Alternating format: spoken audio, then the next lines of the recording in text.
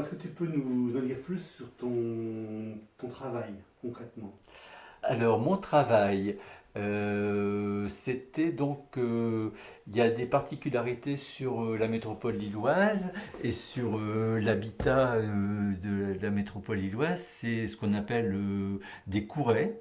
Donc, c'était de l'habitat paternaliste, beaucoup lié aux teintureries, aux textiles, aux industries qui pouvaient y avoir, et donc des petites maisons vraiment sans le moindre confort. En général, c'était des rangées de maisons, toilettes communes au milieu ou au bout de la cour, et bacs à charbon devant les cours, et donc et forcément avec des populations qui gagnaient extrêmement peu et qui ne pouvaient pas apporter beaucoup de confort.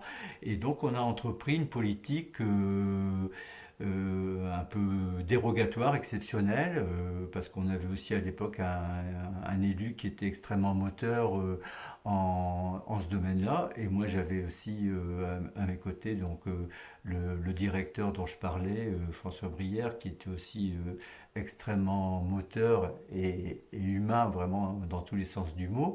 Et on a pu mettre en place des choses dérogatoires pour intervenir et apporter les éléments de confort au premier, donc les réseaux d'assainissement, les refaire les espaces communs qui étaient en général de la cendrée, défoncés, et où justement on associait le jugement des personnes qui habitaient à l'état des lieux communs.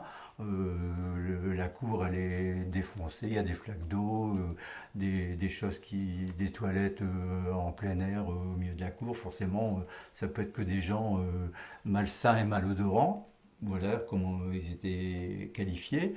Et donc, vraiment, une mission qui voulait rapporter solidarité et valorisation humaine de ces habitats, de ces quartiers, équivalés pour l'ensemble de la ville en même temps, puisque sinon ça devient des ghettos, c'est autre chose que les banlieues, mais on finit par y retrouver les mêmes phénomènes, quoi.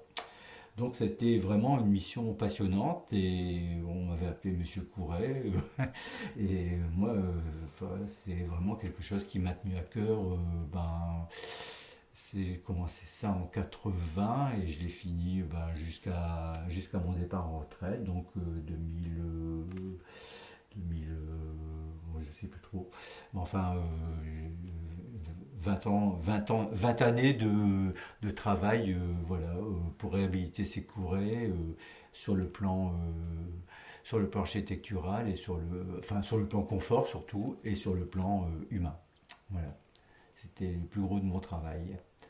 Et au sein d'une mission après c'était devenu une direction habitat, et au sein d'une direction qui avait pris toutes les compétences voulues en la matière et qui était aussi avec nombre de personnes de grande qualité.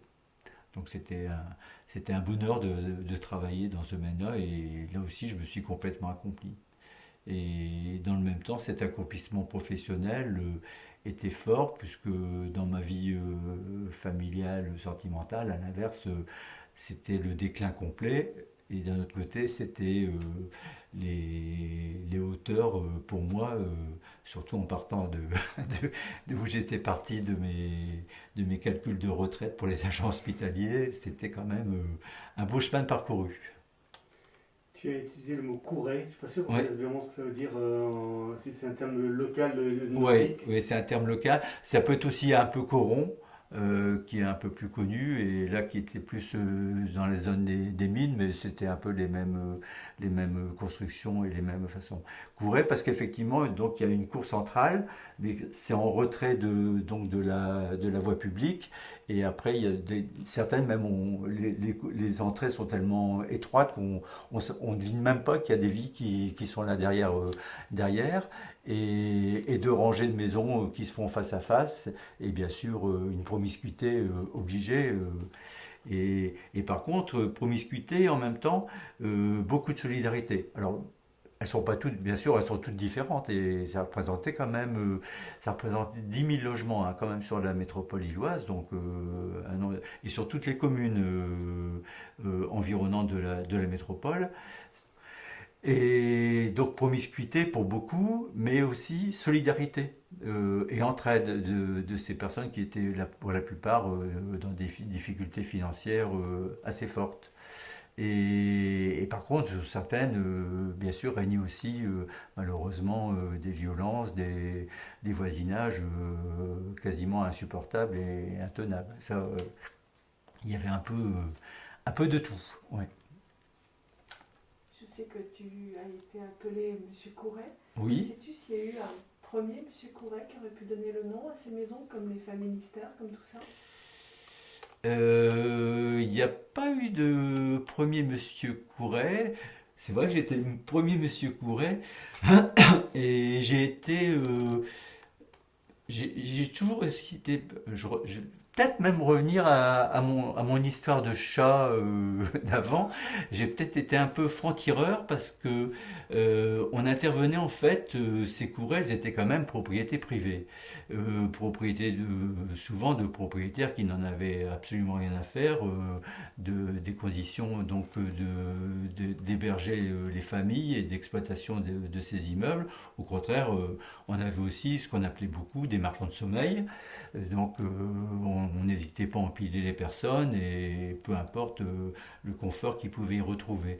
Donc dans ces courets, d'y apporter comme ça les éléments de confort sur de l'argent public, d'y faire des travaux d'aménagement des espaces communs pour les rendre qualitatifs et valorisants sur de l'argent public, c'était pas trop dans l'esprit du droit, enfin c'était pas du tout même dans l'esprit du droit français où la propriété privée est sacrée et on n'a pas le droit en principe d'y mettre de l'argent public. Donc il avait fallu passer quand même par des travers et je me souviens que quand j'ai réussi, parce que j'avais écrit la délibération sur laquelle le conseil de communauté devait prendre les dispositions pour favoriser la réhabilitation de ces courets et donc y apporter ces financements publics. Les services juridiques n'étaient pas très chauds et ils avaient un peu laissé passer tout juste quoi. Et on avait la chance qu'il y avait un élu justement qui était extrêmement moteur en la matière, qui était le directeur dont j'ai parlé également. Et donc on faisait un bon trio pour pouvoir passer cette délibération hors des clous, comme on disait, et qui après a été reconnu en sachant qu'en plus, il y avait nombre d'élus qui, pour eux, s'écouraient ces maisons. Un bon coup de bulldozer, c'était bien plus facile à faire que de commencer à aller dépenser de l'argent. Et seulement, on avait fait des comptes aussi, d'aller détruire, démolir des maisons comme ça en retrait de la rue. Ben, ça coûtait extrêmement cher. Et c'était pas le tout. Pour moi, c'est qu'une fois qu'on avait déplacé les familles, eh ben, on n'avait rien apporté. Ces familles elles se retrouvaient dans d'autres conditions et à pouvoir recommencer les mêmes situations de vie. Qu'au moins là, on leur apportait les éléments de confort premiers. Eux, ils n'avaient plus qu'après à suivre. Bon, ils ne suivaient pas tous, mais au moins on faisait le premier effort et après, normalement, ça suivait quand même. Grosso modo. Donc oui, je pense que j'ai été le premier Monsieur Couret, bien entouré, bien accompagné, mais et à l'époque il y avait eu d'ailleurs un article dans le Moniteur des travaux que j'ai toujours bien sûr, et sur Monsieur Couret, et ils avaient repris cette appellation Monsieur Couret en mon nom. Et c'est vrai que ça ça m'a fait plaisir. Est-ce que je me trompe si je dis que cette façon de hisser cette population était un choix volontairement politique, hein? Oui, oui, complètement. Oui, oui, on était vraiment dans le choix politique et heureusement qu'on avait vraiment. Bon, cet élu était en plus maire de Roubaix, donc Roubaix était une des villes qui était le plus en souffrance de ce type d'habitat, bien qu'il y avait des parties de cet habitat qui étaient tellement importants qu'il avait quand même fallu passer à de la démolition et de la rénovation, mais par contre c'est vrai que là ces courets en fait elles étaient disséminées dans le tissu, et donc là il n'était pas question de pouvoir commencer à tout démolir, et au contraire il fallait comme des petites plantes qui se sont desséchées, et ben, il fallait changer le terreau et puis leur remettre les bonnes graines pour que la vie reprenne au mieux. Et c'est ce qu'on a fait à travers cette politique de réhabilitation des courets, qui a été reconnue. Après, moi je suis allé à plusieurs, notamment auprès de l'ANA, puisqu'il y avait aussi des financements de l'État, de l'ANA, et on avait eu la chance, porté par toujours cet élu, de pouvoir initier fortement cette politique dans un contrat d'agglomération, qui était le premier contrat d'agglomération du gouvernement Rocard à l'époque, et qui voulait justement allier, c'était le maître mot, solidarité et développement, en disant que toute solidarité qui s'opère sur un secteur en difficulté, elle contribue au développement global des secteurs environnement et voire même de la ville. Et c'est ce qui s'est passé à travers ces opérations de Courret qui, je pensais que quand je partirais en retraite, la plupart seraient faits, mais non, il y en avait encore à faire et maintenant il y a une dame Courret qui poursuit l'œuvre, donc c'est très bien. Voilà. Oui, peut-être on peut nommer cet élu, tu en parles souvent, et Ah oui, oui. c'est un monsieur public. Oui, c'est un monsieur public. J'ai un peu perdu de vue. Donc, il s'appelle René Van Dieren. Donc, alors, en plus, moi, c'était amusant parce que je l'ai connu avant qu'il ne soit élu. Je l'ai connu quand je faisais mes cours pour devenir cadre supérieur. Il était prof de droit administratif et le droit administratif, pourtant, c'est ardu.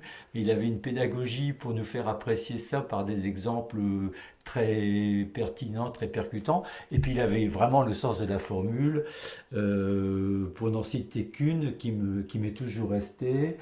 Il disait toujours dans les choses difficiles à accomplir, le devoir de l'oiseau n'est pas de contester la pesanteur, c'est d'apprendre à voler. Et j'ai trouvé cette formule vraiment très très bien. Et tout ce qu'il entreprenait, les actions politiques, et il a été maire de Roubaix en ayant apporté vraiment un réel développement dans la suite aussi d'autres grands maires qui étaient auparavant. Mais c'est vrai qu'il a apporté vraiment un très bel élan à la redynamisation et rénovation de la ville de Roubaix. Et il avait la responsabilité donc de ce contrat d'agglomération, du développement de la solidarité à l'échelle de la communauté urbaine. Et c'est grâce à lui et avec lui qu'on a pu faire ce contrat d'agglomération et cette politique forte de Courret. Voilà. Donc René Van Dieren, donc, oui, peut lui rendre hommage et complètement associé avec François Brière dont je parlais tout à l'heure. C'était une belle cheville ouvrière tous les deux là. Parmi les métiers que tu as exercés, lequel tu retiens?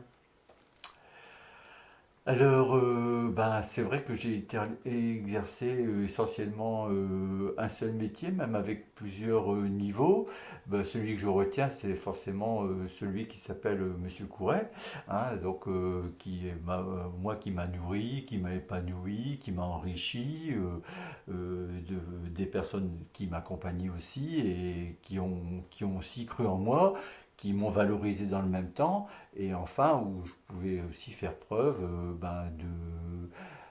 et laisser parler aussi toutes les fibres qui s'agitaient en moi envers les autres personnes, et plus particulièrement envers des personnes qui sont en besoin, qui sont plus démunies, qui n'ont pas forcément la chance de pouvoir faire valoir leurs difficultés et qu'on les prenne en compte. Et ça, c'est vraiment le métier qui m'a le plus et qui me tient toujours le plus à cœur, ouais, c'est sûr. Et qu'est-ce qui t'a apporté ce métier? Il m'a apporté richesse intérieure, il m'a apporté la ténacité. Je citais tout à l'heure le devoir de l'oiseau n'est pas de contester la pesanteur, mais d'apprendre à voler. Donc il m'a apporté le fait, même s'il y a des obstacles qui se montent, ou surtout parfois de la colère par des personnes qui n'y croient pas ou qui voudraient qu'on prenne d'autres chemins, alors que c'est celui-là qui semble le plus évident. Donc par toute aussi capacité d'adaptation, de travailler le franc-tireur, mais pour aller vers la belle finalité et vers les choses qui apparaissent vraiment les plus fortes, les plus appropriées pour être au bien-être de tout et chacun, quoi. Mm. Et le goût des autres aussi, encore, toujours.